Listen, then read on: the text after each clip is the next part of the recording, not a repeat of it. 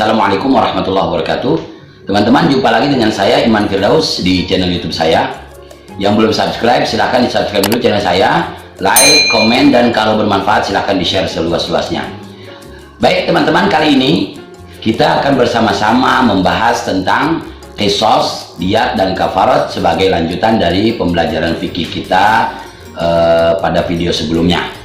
Pada video yang lalu kita sudah membahas tentang pembunuhan, baik pembunuhan yang sengaja, yang semi sengaja, dan pembunuhan yang tersalah. Pembunuhan yang sengaja akan berkonsekuensi pada jatuhnya hukuman qisas jika keluarga korban tidak memaafkan pelaku. Namun jika keluarga korban memaafkan pelaku, maka si pelaku akan dikenai apa yang disebut dengan hukuman diyat. Nah, selain dijatuhi qisas atau dijatuhi diyat, pelaku juga harus dijatuhi dengan kafarat. Nah, kali ini kita akan membahas satu persatu apa itu qisas, apa itu diyat, dan apa itu kafarat. Qisas merupakan salah satu bentuk kebijaksanaan daripada hukum Islam. Ini salah satu bentuk kebijaksanaan Allah Subhanahu wa Ta'ala untuk seluruh manusia. Dalam Al-Quran Allah Subhanahu wa Ta'ala berfirman, A'udzu billahi minasyaitonir rajim, Bismillahirrahmanirrahim, walakum fil qisasi hayatu ya ulil albabi la'allakum tattaqun. Dan di dalam qisas itu ada jaminan kehidupan bagi kamu, wahai orang-orang yang berakal, agar kamu bertakwa. Quran surat Al-Baqarah ayat 179.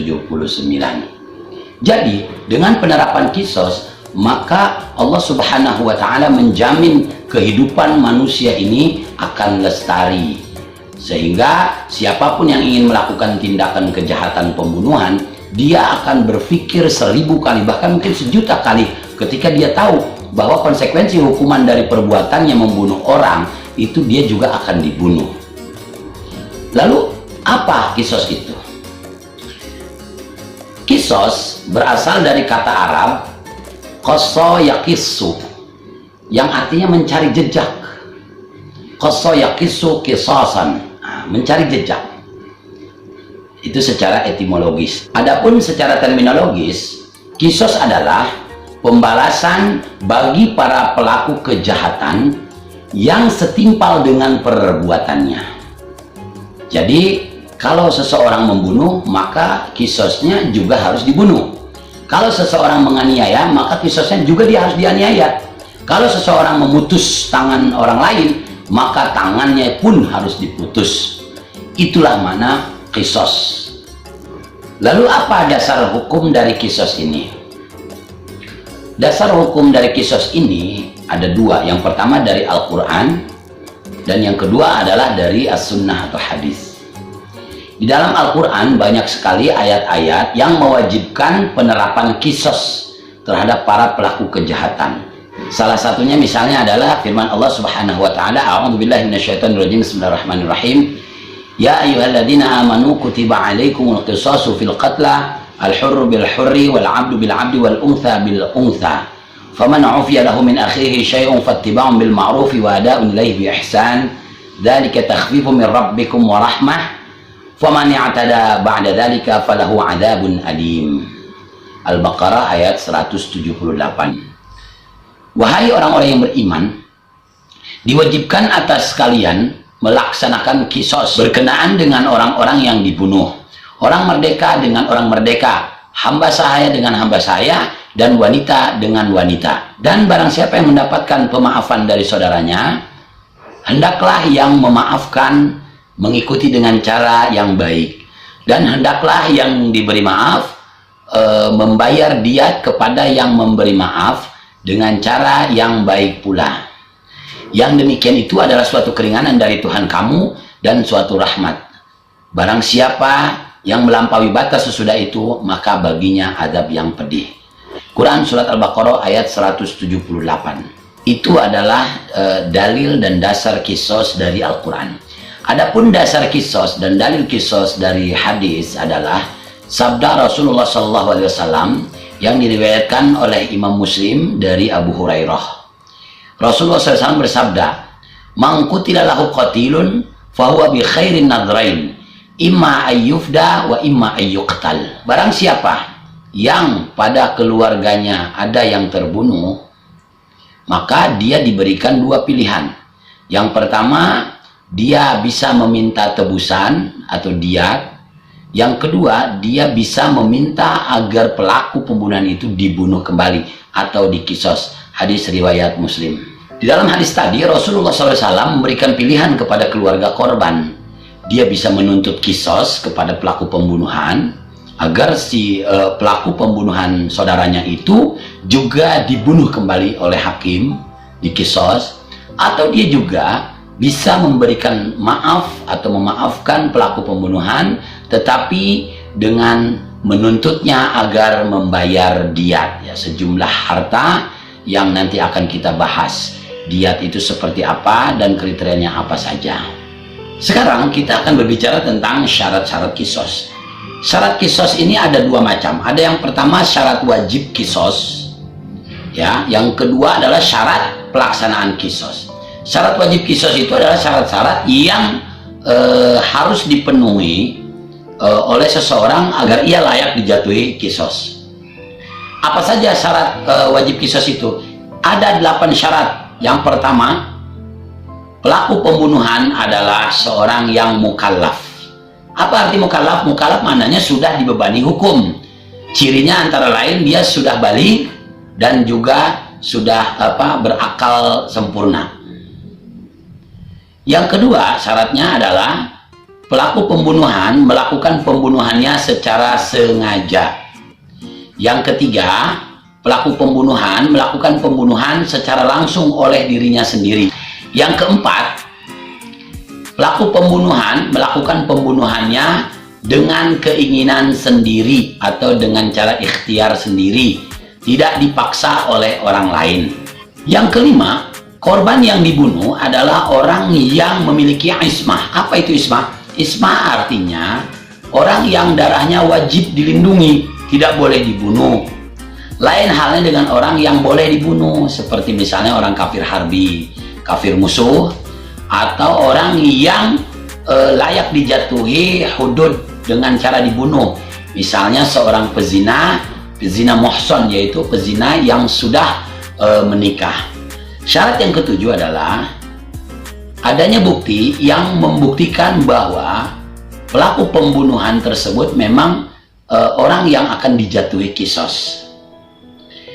Yang kedelapan adalah adanya 2 orang saksi yang ikut menyaksikan terjadinya pembunuhan tersebut. Dan syarat yang terakhir adalah tidak adanya hubungan keturunan antara pelaku pembunuhan dengan korbannya, misalnya antara bapak dengan anak.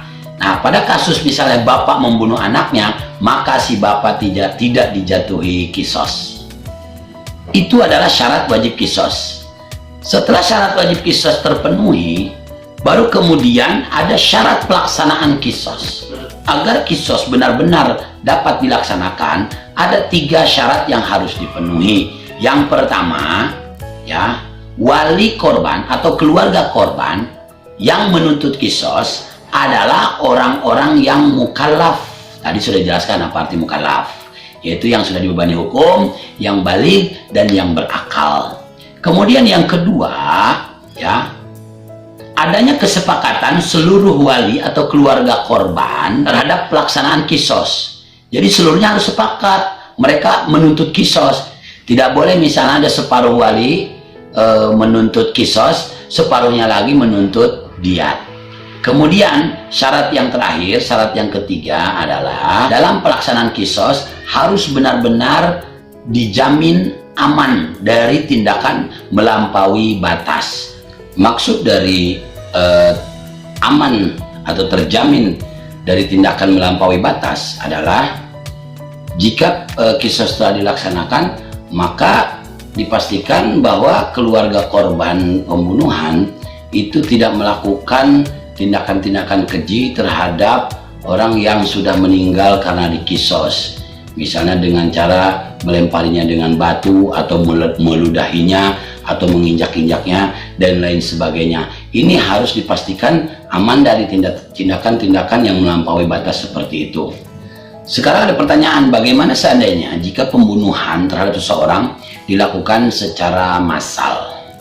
Menurut jumhur ulama, jika ada satu kelompok orang membunuh satu orang, maka seluruhnya dikenai kisos.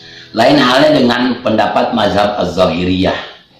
Mazhab Az-Zahiri menyatakan bahwa satu kelompok orang yang membunuh satu orang, mereka tidak dijatuhi kisos, karena kisos hanya berlaku menurut mazhab Zahiri pada individu per individu. Jadi satu orang membunuh orang lain, maka dia dikenai kisos. Sedangkan kalau pembunuhan dilakukan secara massal, para pelaku pembunuhan tersebut tidak dijatuhi kisos. Dasar mereka adalah ayat Al-Quran, bahwa kata mereka anan nafsa bin nafsi. Tadi itu sudah saya jelaskan ayatnya, wa katabna alaihim fiha anan nafsa bin nafsi, bahwa nyawa, satu nyawa dibayar dengan satu nyawa. Itu menurut mazhab Az-Zahiriyah. Menurut mazhab Syafi'i dan mazhab Hambali, jika perbuatan seseorang dari sekelompok orang itu tidak sampai mematikan korban, maka orang tersebut tidak dikenai kisos. Yang dikenai kisos hanyalah orang yang perbuatannya dapat menyebabkan kematian secara langsung jika dilakukan sendirian. Sekarang kita akan berbicara tentang kisos terhadap anggota badan. Ini terjadi pada kasus penganiayaan, ya. Misalnya ada orang yang memotong tangan orang lain, atau membuat cacat atau memotong telinga orang lain, atau membuat cacat mata orang lain. Nah, pada kasus ini bagaimana hukumnya? Orang yang melakukan tindakan aniaya terhadap orang lain sehingga menyebabkan hilangnya salah satu organ tubuh orang tersebut, maka dia juga harus dijatuhi kisos. Artinya apa yang dia potong, atau apa yang dia lukai, atau apa yang dia hilangkan, maka dia juga akan mendapatkan perlakuan atau pembalasan yang setimpal. Ini didasarkan pada firman Allah Subhanahu wa taala surat Al-Maidah ayat 145. Bunyinya, a'udzubillahi minasyaitonirrajim, bismillahirrahmanirrahim, wa katabna 'alaihim fiha anna an-nafsa bin-nafsi wal 'aina bil-'aini wal anfa bil-anfi wal udhuna bil-udhuni was sinna bis-sinni wal juruha qisas faman tasaddaqa bihi fahuwa kafaratun lah wa man lam yahkum bima anzalallahu faulaika humudz zalimun. Artinya, dan kami telah menetapkan bagi mereka di dalam kitab Taurat bahwa nyawa dibalas dengan nyawa, mata dibalas dengan mata, hidung dibalas dengan hidung, telinga dibalas dengan telinga, dan gigi dibalas dengan gigi. Dan luka-luka pun ada kisosnya. Barang siapa yang melepaskan hak kisosnya itu, maka hal tersebut baginya menjadi penebus dosa.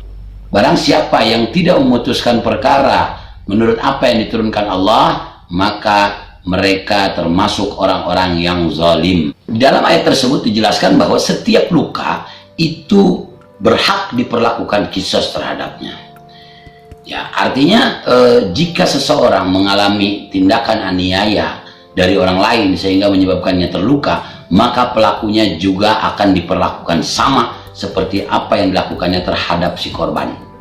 Meski demikian, apabila si korban memaafkan pelaku, ya, maka si pelaku dapat terbebas dari kisos. Tentu dia tidak terbebas dari hukuman yang lain, dan itu biasanya ditetapkan oleh hakim. Nah, hukuman selain kisos yang dijatuhkan kepada si pelaku, ya, bisa berupa diat, bisa berupa ganti rugi lain, atau bisa juga disebut dengan ta'zir.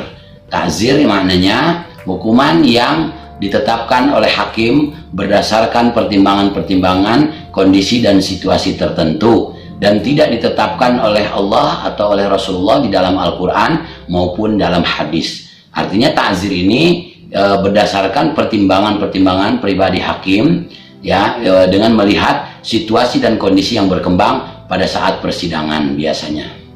Teman-teman, ya, sekali lagi yang belum subscribe silahkan di subscribe dulu channel saya agar saya semangat untuk membuat konten-konten baru yang bermanfaat untuk Anda. Apa hikmah dari diterapkannya kisos? Nah, seperti yang saya jelaskan di awal tadi, bahwa kisos ini merupakan bukti kemahabijaksanaan Allah Subhanahu wa taala dalam menetapkan hukum-hukumnya untuk maslahat dan kepentingan manusia. Nah, salah satu hikmah kisos adalah untuk melindungi jiwa manusia. Kisos yang diterapkan pada kasus pembunuhan-pembunuhan tentu akan meminimalisir tindakan kejahatan-kejahatan pembunuhan atau penganiayaan. Dengan demikian, nyawa manusia bisa terjaga, ya kan? Sekarang ini sering kita lihat kasus-kasus pembunuhan begitu marak terjadi. Hal itu karena apa? Karena hukuman bagi para pelaku pembunuhan sangat ringan, hanya 15 tahun penjara. Jika seandainya di Indonesia diterapkan kisos, saya yakin yang membunuh manusia dia akan berpikir 1000 kali, bahkan 1.000.000 kali. Sebab dia tahu bahwa hukuman yang akan dia terima nanti fatal akibatnya. Nyawa dibayar dengan nyawa. Itu hikmah yang pertama. Hikmah yang kedua adalah kisos ini ya diyakini dapat meminimalisir tindakan-tindakan kriminalitas seperti pembunuhan dan penganiayaan. Yang ketiga, penerapan kisos juga dapat memenuhi rasa keadilan masyarakat. Itu.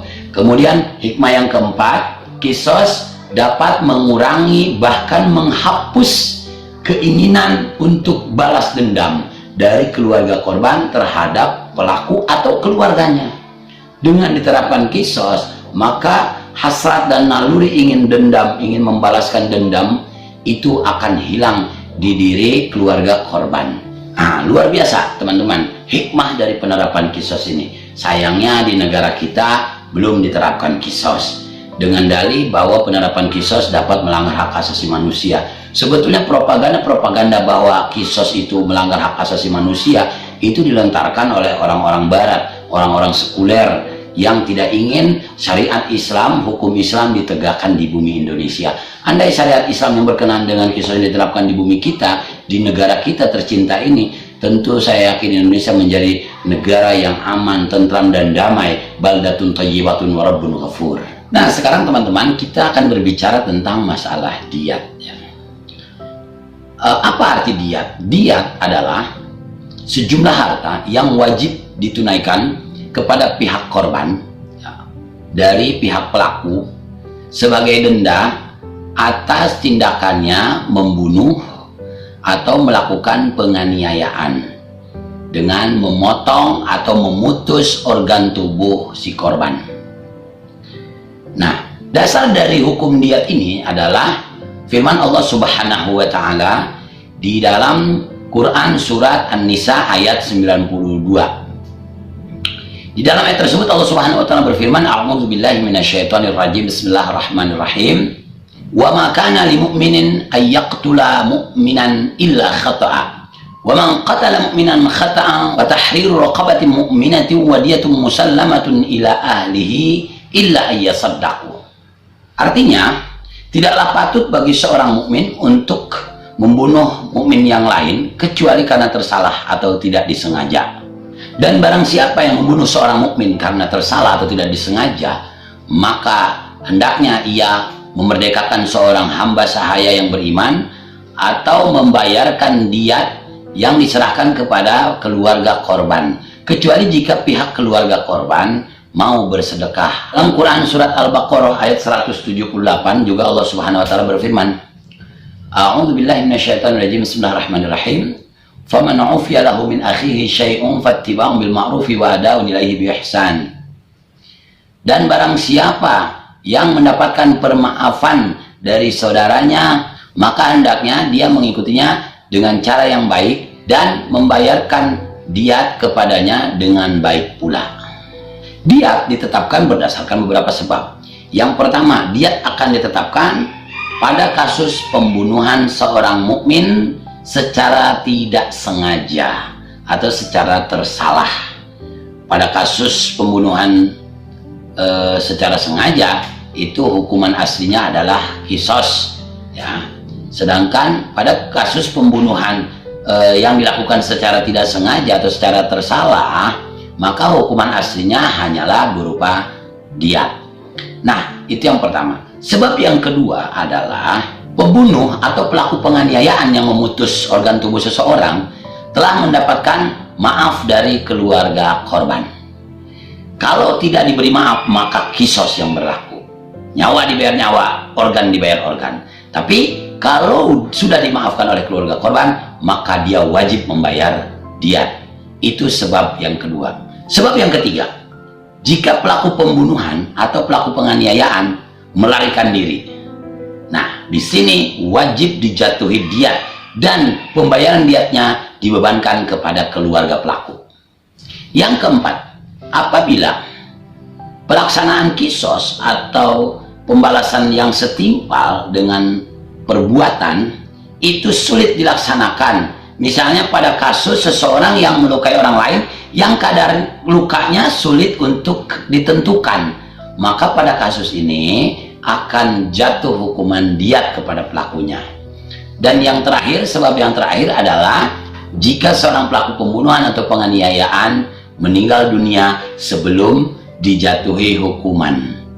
Nah, sebelum dijatuhi hukuman kisos, ya, orang tersebut karena sudah meninggal dunia, maka hakim akan memutuskan diat. Itu tadi sebab-sebab dijatuhkannya diat kepada seorang pelaku pembunuhan ataupun penganiayaan. Diat terbagi menjadi dua macam. Ada diat mughalladah, diat berat. Mughalladah itu artinya berat.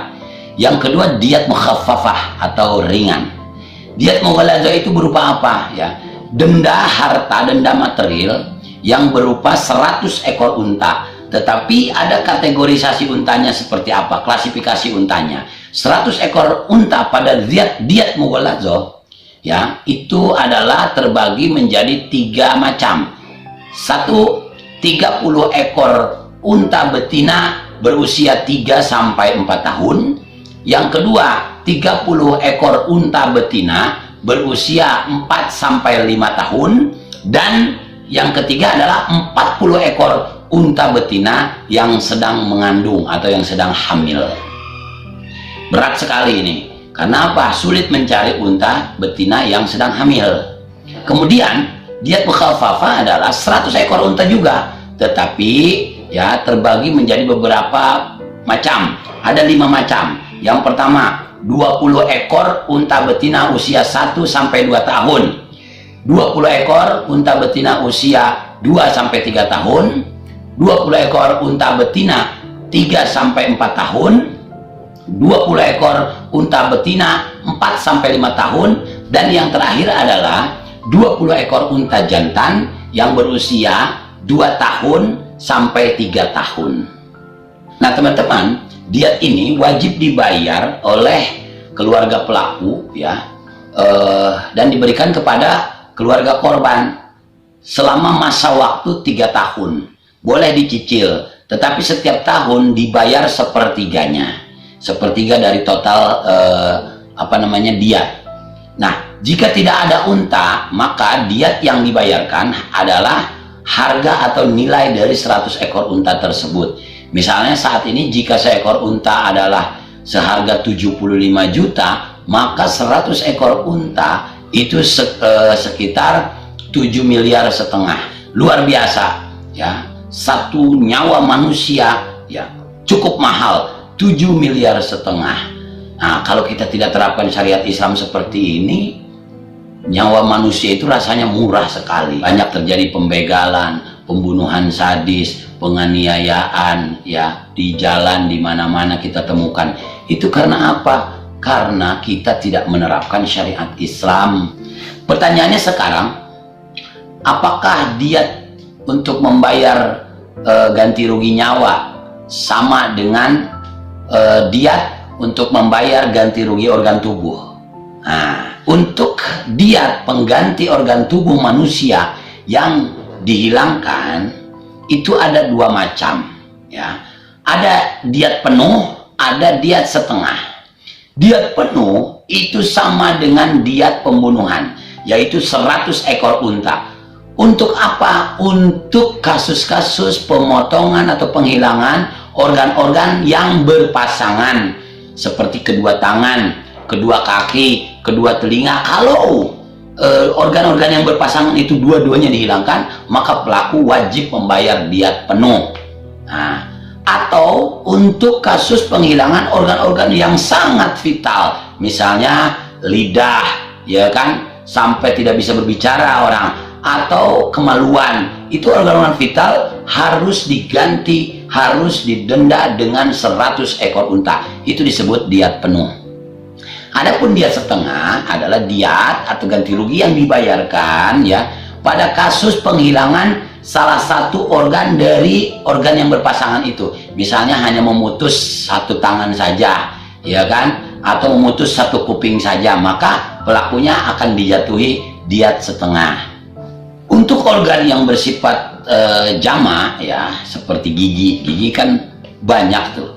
Untuk kasus perusakan gigi seseorang, jika yang dirusak atau yang ditanggalkan adalah sebuah gigi, satu gigi saja, maka hukumannya 5 ekor unta. Tapi ya kalau seluruh gigi yang rusak, nah di sini perbedaan pendapat para ulama. Ada yang mengatakan bahwa diatnya full ya, diat penuh 100 ekor unta. Ada lagi yang berpendapat diatnya cukup 60 ekor unta saja. Ada yang mengatakan pokoknya per gigi dihitung 5 ekor unta. Berapa yang rusak dikalikan 5 ekor unta. Hal ini didasarkan pada hadis Rasulullah SAW yang berbunyi fi kulli sinnin khamsum minal ibil. Di setiap gigi dendanya 5 ekor unta. Rawahu Abu Daud. Diat ada dua fungsi diat. Ada dua fungsi diat. Yang pertama fungsi preventif, yang kedua adalah fungsi kuratif. Fungsi preventif maknanya fungsi pencegahan. Dengan dijatuhkannya diat, orang-orang akan berpikir panjang apabila dia melakukan kesalahan, melakukan tindakan pembunuhan atau penganiayaan terhadap orang lain. Dia akan cenderung menahan diri sebab dia tahu resikonya besar, entah dikisos atau dijatuhi diat.